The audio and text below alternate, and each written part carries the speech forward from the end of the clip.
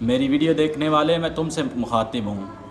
75 سال گزرنے کے بعد ہمارے ملک میں میرے اور آپ کے پاس نہ اس وقت بجلی ہے، نہ گیس ہے، نہ کوئی کاروبار، نہ کوئی کارخانے، نہ تعلیمی نظام، اور نہ میرے اور آپ کے پاس جمہوریت ہے۔ اور جس کے لیے یہ ملک بنا تھا، اسلام کے نظام کے لیے، لا الہ کی بنیاد پر، میرے اور آپ کے پاس وہ بھی نہیں۔ میرے اور آپ کے پاس اس وقت صرف اور صرف اشرافیہ کی عیاشیاں، غریبوں پہ IMF قرضے ہیں۔ اس کے علاوہ کوئی نظام ایسا نہیں جو مکمل طور پر ٹھیک ہو۔ وجہ کیا ہے کہ 75 سالوں کے اندر آج تک کوئی ایسا حکمران نہیں آیا جس نے اس ملک میں نظام مصطفیٰ صلی اللہ علیہ وآلہ وسلم نافذ کرنے کے لیے اقدام کیے ہوں۔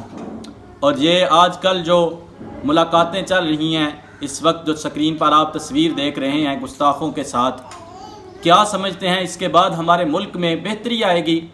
بلکہ زوال ہی آئے گا، میں تو یہ سمجھتا ہوں۔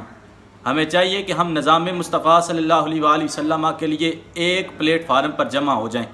وہ پلیٹ فارم تحریک لبیک یا رسول اللہ صلی اللہ علیہ وآلہ وسلم کی قیادت نے پیش کیا ہے۔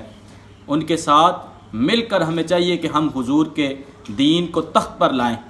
تحریک لبیک یا رسول اللہ صلی اللہ علیہ وآلہ وسلم کی قیادت نے اور امیر المجاہدین نے صاف لفظوں میں اس بیکاری کو کہا ہے کہ بیکاریوں کو کیا پتہ کہ غیرت کیا ہے اور غیرت کس چیز کا نام ہے۔ یہ ملاقاتیں کر رہے ہیں ان کے ساتھ جنہوں نے حضور کی ناموس پر حملے کیے ہیں۔ قائد محترم نے کہا ہے کہ اگر تمہارے پاس اتنی سی بھی غیرت ہے تو ڈوب مرو۔ تم نبی پاک صلی اللہ علیہ وآلہ وسلم کے گستاخوں سے یاریاں بھی نبھاتے ہو اور نظام مصطفیٰ کی بھی بات کرتے ہو۔ خدا نے دل ایک ہی دیا ہے، یا تو اس میں حضور کی محبت ہوگی یا اس میں ان گستاخوں کے ساتھ محبت ہوگی، اور جن کو ان گستاخوں کے ساتھ محبت ہے ان پر بھی لعنت، ان کے نسلوں پر بھی لعنت۔ اور امیر محترم نے کہا ہے کہ کس منہ سے اپنی عوام سے ووٹ مانگو گے؟ ناموس رسالت پر نہ تم پہرا دے سکے، نہ ناموس رسالت پر آواز اٹھا سکے، بلکہ جنہوں نے حضور کی عزت و ناموس پر حملے کیے، آج ان کے ساتھ جناب جا کے کندھے کے ساتھ کندھا ملا کر کھڑے ہو کے کہتے ہو کہ ہم تمہارے ساتھ ہیں، تو لعنت ہے تم پر۔ اللہ رب العزت ہمارے ملک کی خیریت منظور فرمائے۔